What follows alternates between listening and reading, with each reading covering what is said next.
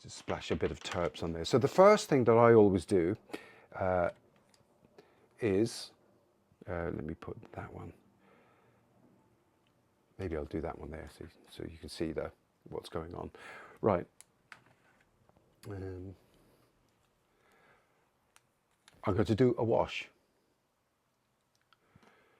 Okay, here we go. I always do a wash. And the reason I do a wash is to give the painting a bit more depth. That's one reason. To bring it down to the level of the palette is the second reason. The psychological reason is to actually make a mark. And once you've made a mark, you're on your way.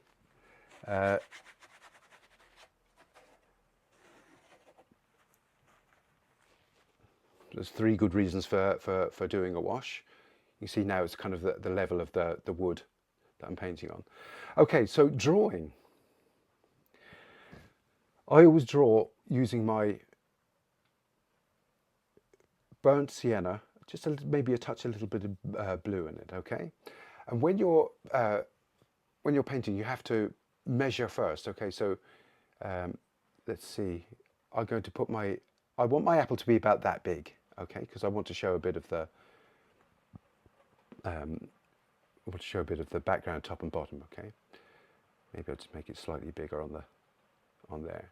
Okay, so I need to measure what the width is compared to that height. Okay, so it really is something about that.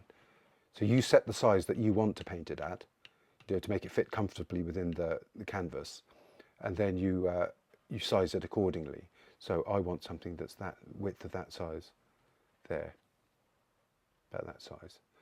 Okay, so I always tell people at the outset to just do a box, okay, like that. And then you fit whatever it is you're painting into that box. It's a much better way of doing it than just trying to draw a freehand curve, because you shape the actual object with straight lines, and I'll show you now. Okay, so for a start, let me go back to the other system there. So we've got a bit of an angle on that, okay, just at the very top there, and then the apple comes in there like that, and like that. Okay, so now we're starting to get a bit of an apple shape. We can sort of continue making that curve using straight lines. Okay.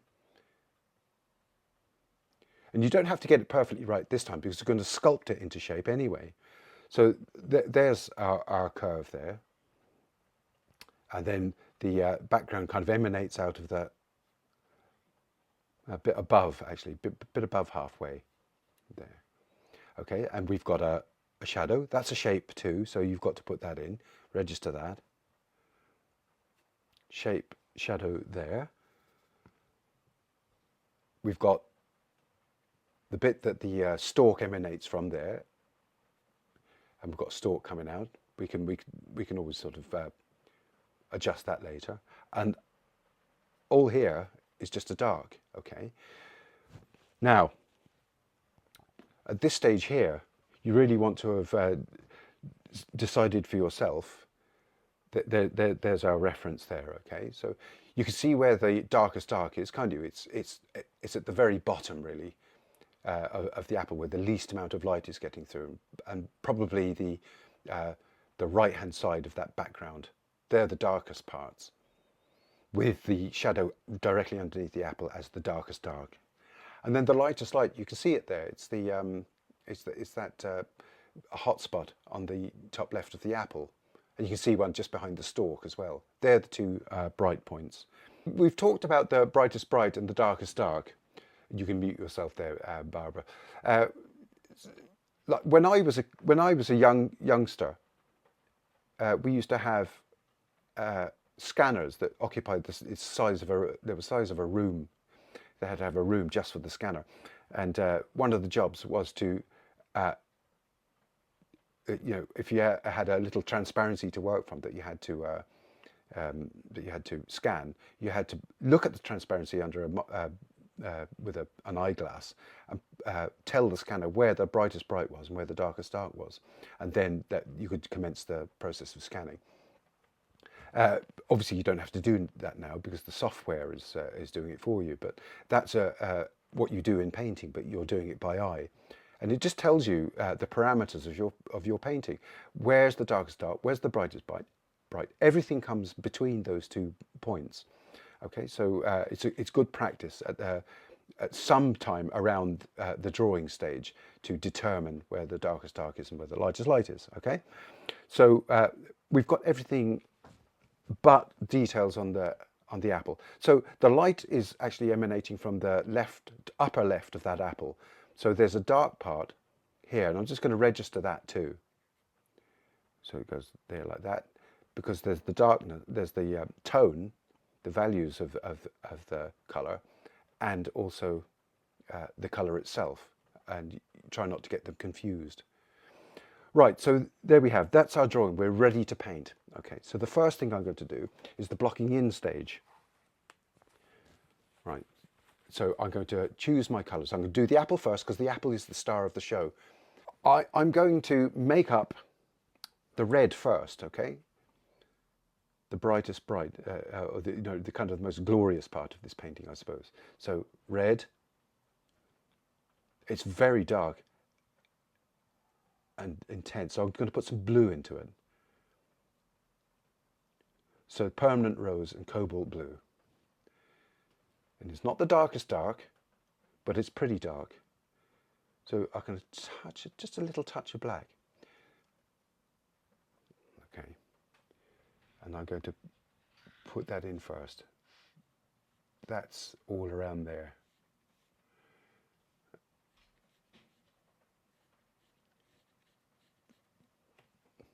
There, and maybe across the back of the apple. Okay. After that, it starts getting brighter. So I'm going to add a bit more red and a bit of yellow. So I'll get a warmer, brighter red. Okay. Across there, and even down there. So it's similar here. So I can use that there and even here.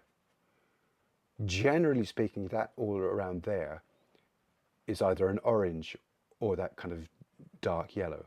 So I'm just going to leave that for the moment, okay?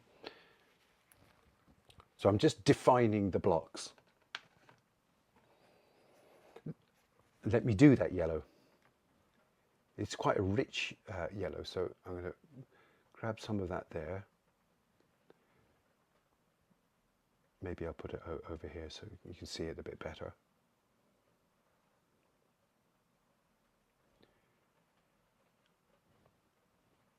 Okay, so it's brightest at the top, and I might even just put a touch of white into that. So now I've got a mix of yellow, red, and a bit of white. Okay, so put it here, here, here.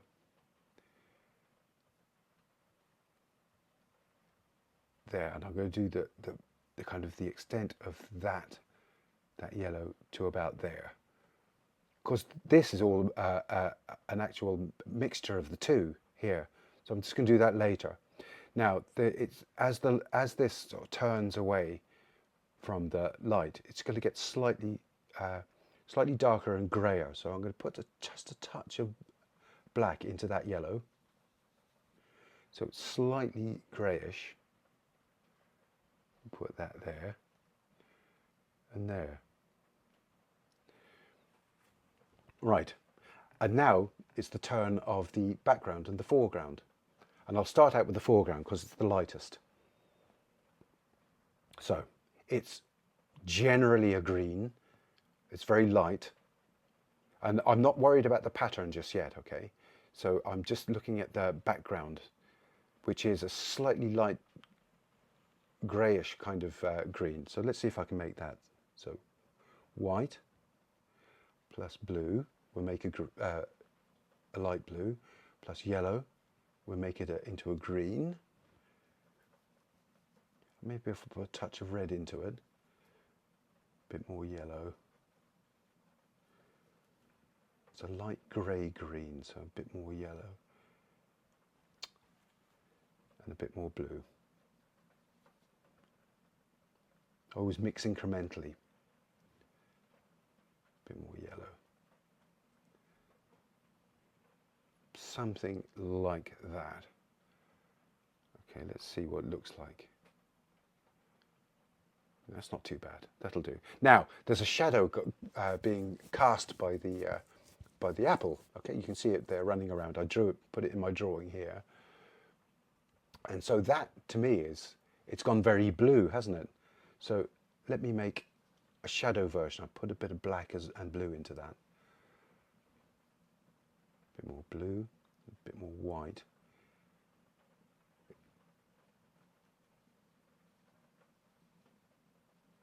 Okay, let's see what that looks like. Yeah, that's not bad.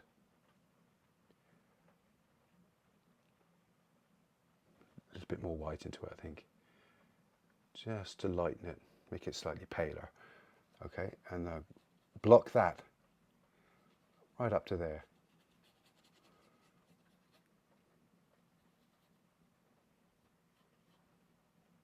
And that comes up as far as there.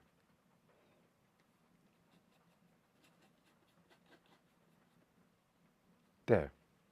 And now I'm going back to the other tone that I made for the rest of the foreground. Okay, here. In fact, it goes all the way up to there, doesn't it? Mustn't forget that.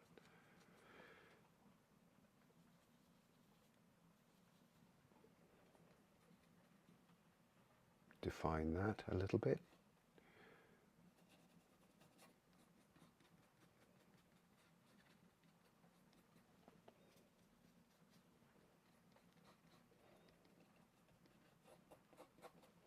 I need more. There's very little of the palette space showing on the camera. Actually, as it goes over to the right, it gets slightly darker. So let's.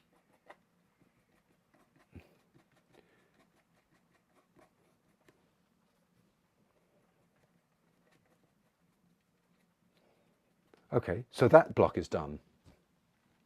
Move on to the last one, which is the background. Let me grab the blue. It's a green, so based on blue, bit of yellow. That makes it quite a toxic green. There's a bit of red into it as well, I think. It's very dark. Just average it out. I'll start with the darker side, which is bluer, and then work across to the lighter one. Okay, here. So it is quite dark here.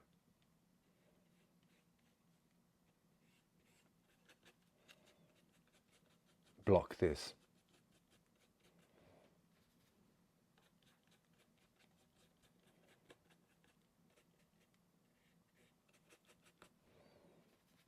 I'm keeping all the blocks separate.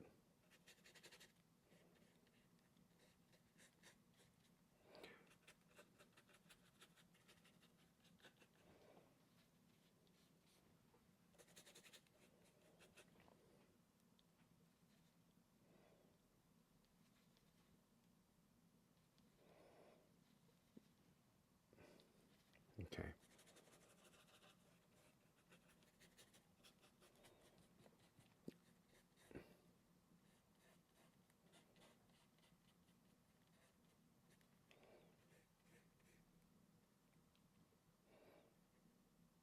Okay. That essentially is the blocking in done. So now I'm going to start working in the more subtle parts.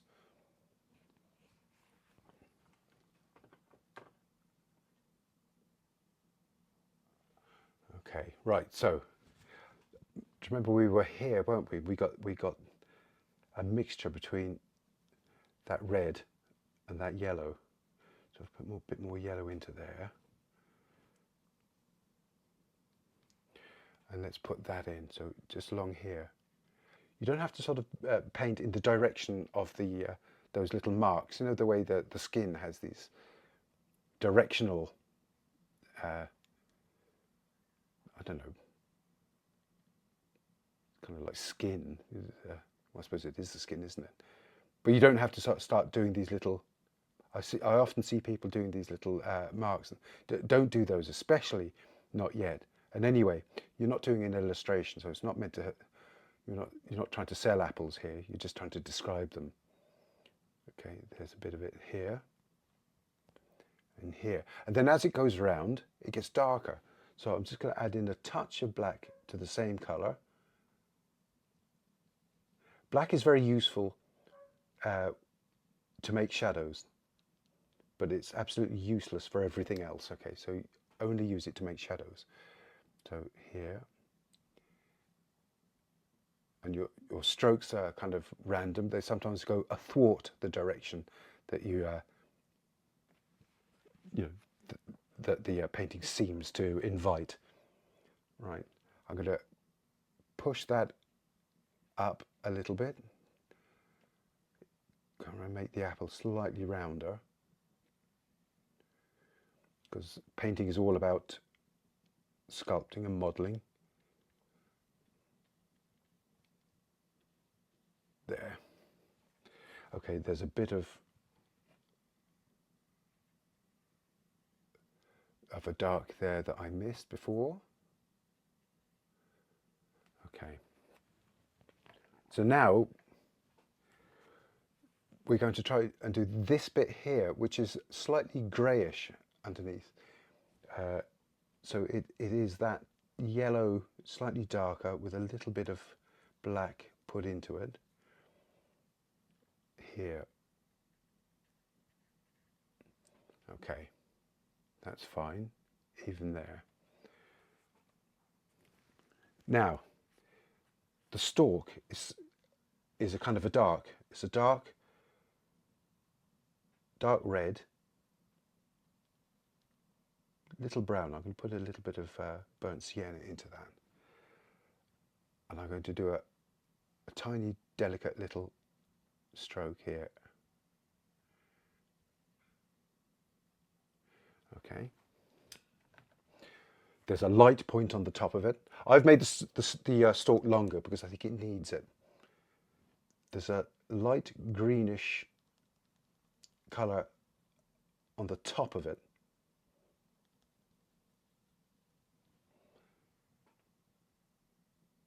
There.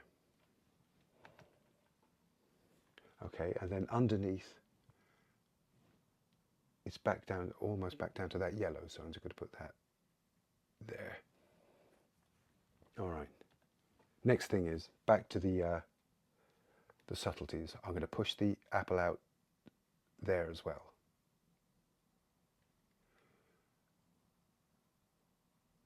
There. And that orange comes down to the side there. There are a few little bits there. I'm not going to make too much of those yet. That comes up. We close these gaps. Okay, now across the top, there's a kind of a slightly purplish colour. Not sure if you can see that, but let's have a look. Red and blue, a bit of white.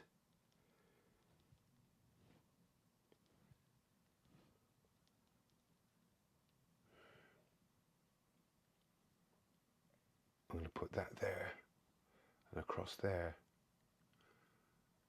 and even there.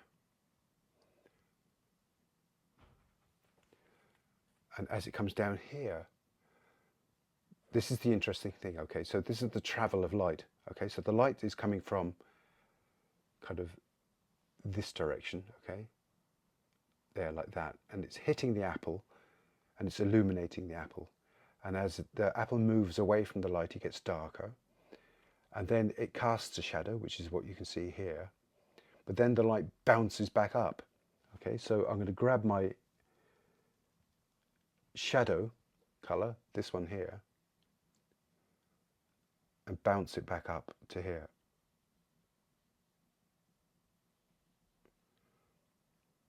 And there, and also I can see it here as well a bit. Right. Next thing is I'm going to work on this part of the background, which is a lighter version, because there's more light over the left-hand side, and it's greener and lighter.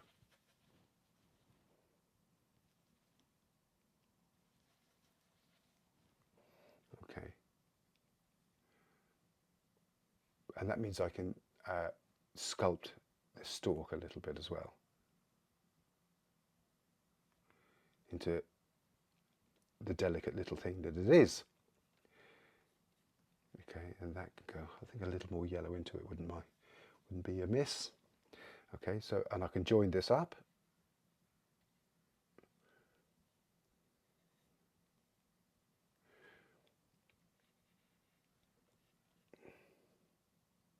Coming across the back there.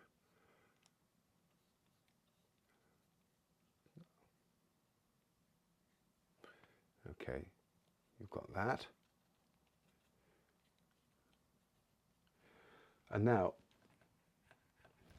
we can work on the foreground again, which is kind of yellower as it goes off to the left, because the light that's illuminating it is off to the left, and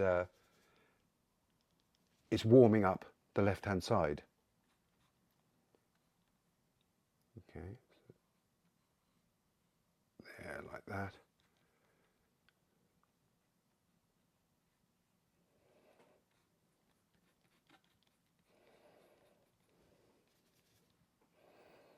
See, all of this relies on the blocks.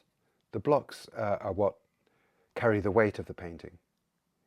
You get the blocks right, and then the painting will flow from it, I think. Okay. Now, I'm going to put in the darkest dark. So that was, where is it, my darkest dark? Let me make up that shadow again.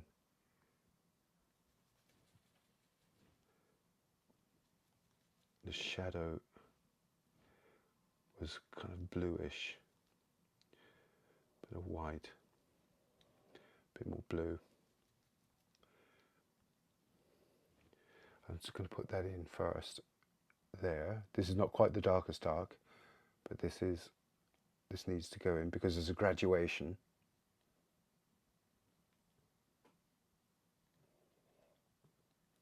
There.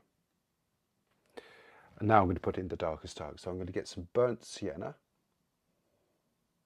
and blue. I'm not going to use black. Black is only for making shadows. I want to make a chromatic dark for the darkest dark. Just blue and burnt sienna. Come around here. Put that in.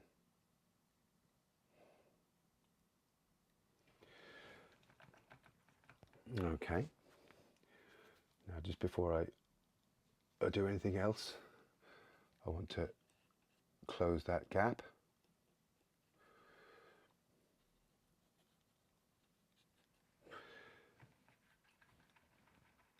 Next thing is the lightest light.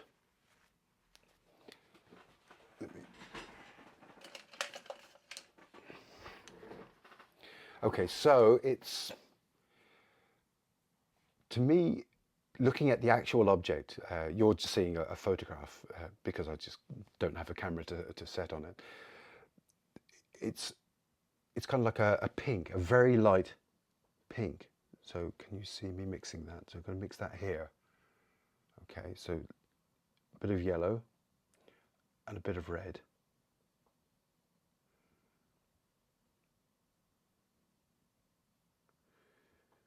Something like that.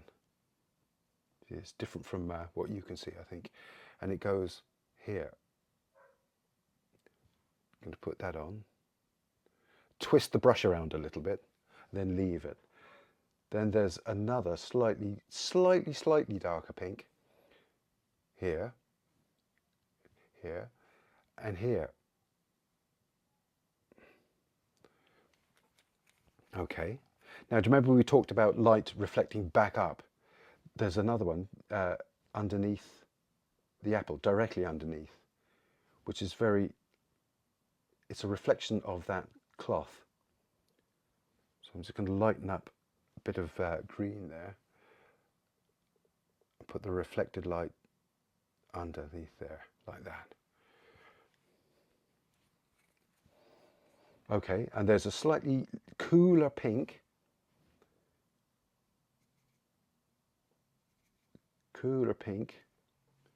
Running down the side of that apple there.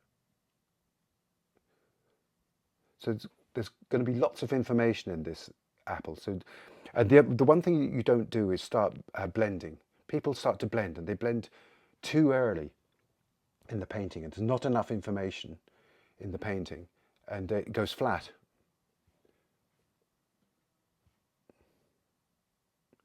So there, got some information in there. We got some, just put in some variations without getting too fussy.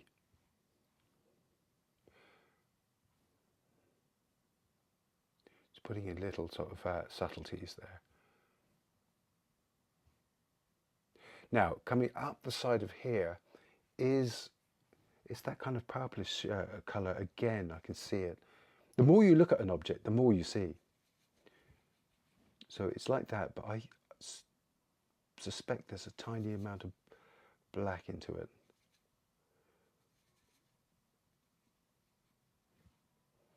Something like that, maybe. And just put in a few strokes there like that. And you can go athwart the direction of the pattern again. There, so we've got lots of lovely little sort of variations in there. I'm going to make another orange. So between the red of the apple and the yellow of the apple.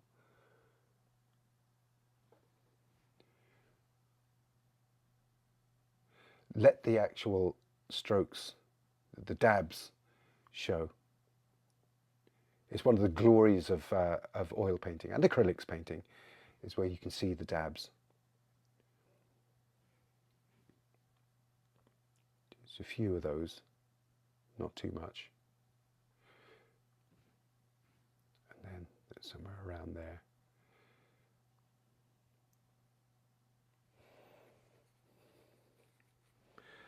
Now, the pattern. I'm not going to go too much into that pattern, but there is that very light, bright green pattern. And it just because it's a good idea to approach patterns sometime. You're going to have to one day, so have a go at them. So it's a light yellow green.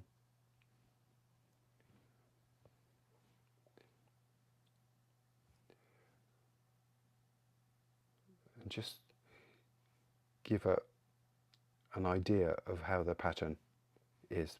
That's it. No more. You're just suggesting that there's a pattern on the cloth.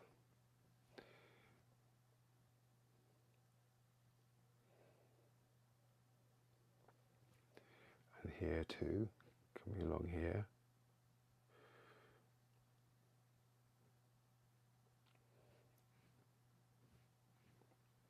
And maybe a sense that there are folds in the cloth too.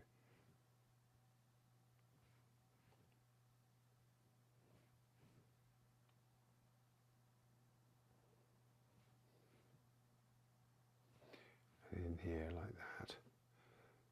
You can lose that line, that hard line there, just.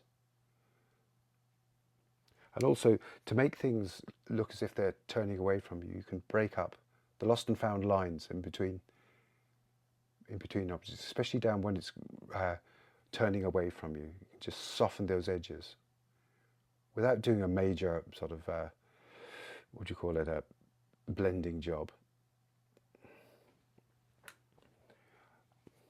And there are some areas of that cloth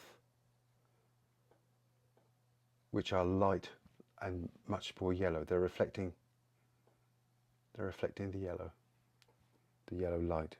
So you can sort of put in some indication there as well. Makes the thing look a bit more real, more part of its environment, I suppose. Because the cloth, like everything else, is reflecting everything that's around it. I'm going to soften that edge there of the shadow. And put in a darker version of that green.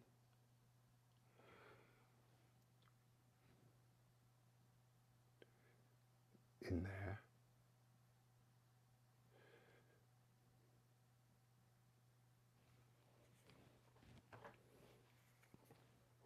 And let's put in some even brighter reflections of that cloth.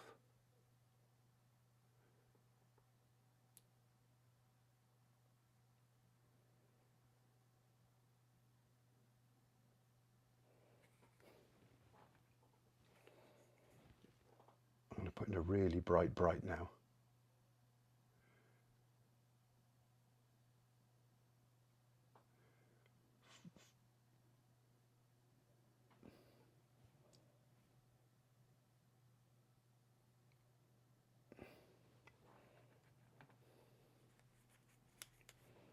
And then there are some nice deep reds as well around. So now it's just sort of putting in, it's kind of making good really. Just putting in some dabs around just to suggest all that skin is has got plenty going on in it.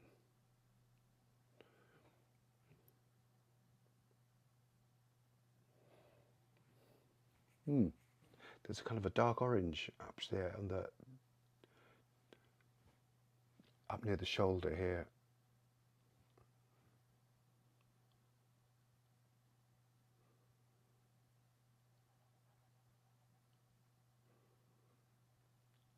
If you were going to blend, you could blend from this point onwards because there's lots of information in there. But I just don't recommend it. I don't think blending helps most paintings.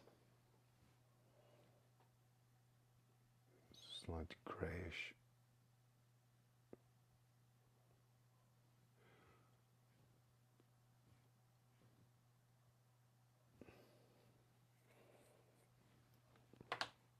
And then what I like to do is I often like to sit my paintings in a pool of light.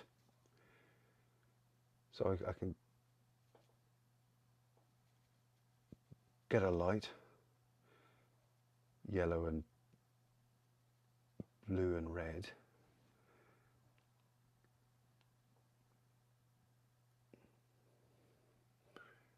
Kind of monumentalizes the painting. Actually, do you know what? I'm running out of space on the tiny little palette that I have.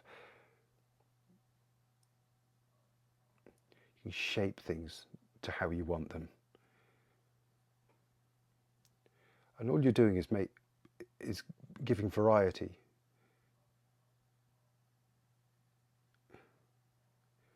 But not being too specific. When you start being too specific, you're leaving yourself open to you know, the criticism that it's not exactly right. Whereas that's not the point, but you know, people get hung up on the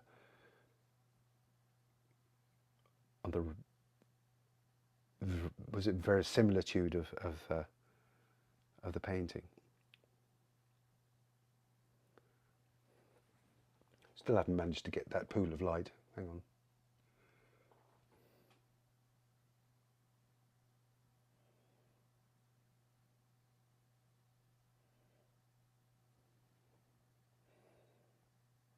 I noticed that the camera is very dark on this one.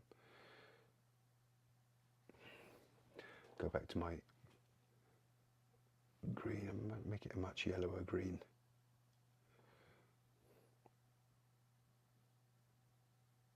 No, that's better. Don't be too specific. I'm talking to myself there.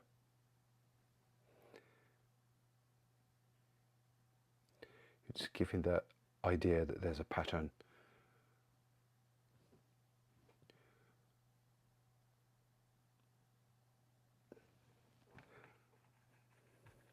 And one last thing I want to do, I think I'm going to lighten up the background on the left hand side a little bit more.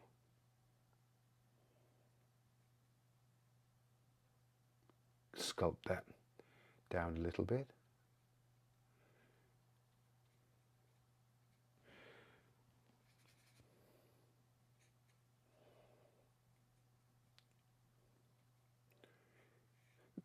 I know what I'd like to do. I'd like to put a little bit of blue, a light greenish blue, into that background as well.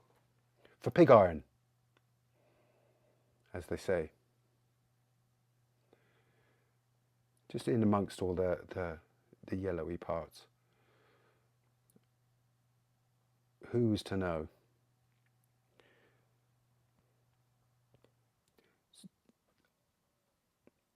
I must have been a builder in a past life, because I always call this making good.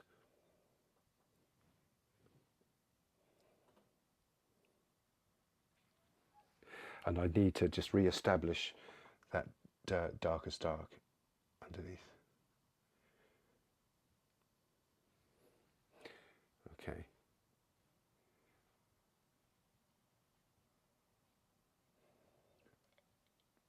And the tonal distance between the darkest dark and the lightest light gives you your three-dimensionality, I suppose.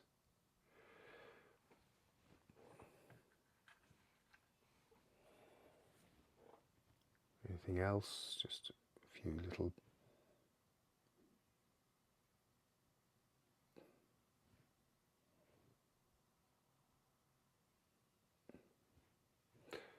that little stalk needs to get down into the apple a little bit more there.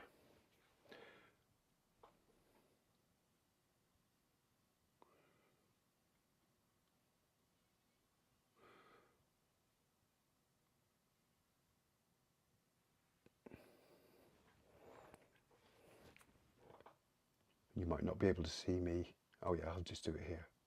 It's grand. What would be nice actually is a little bit of pinkness into the foreground.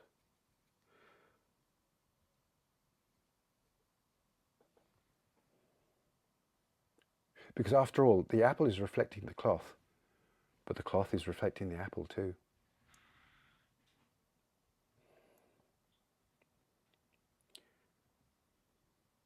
And it's good in a painting to show that you notice these things.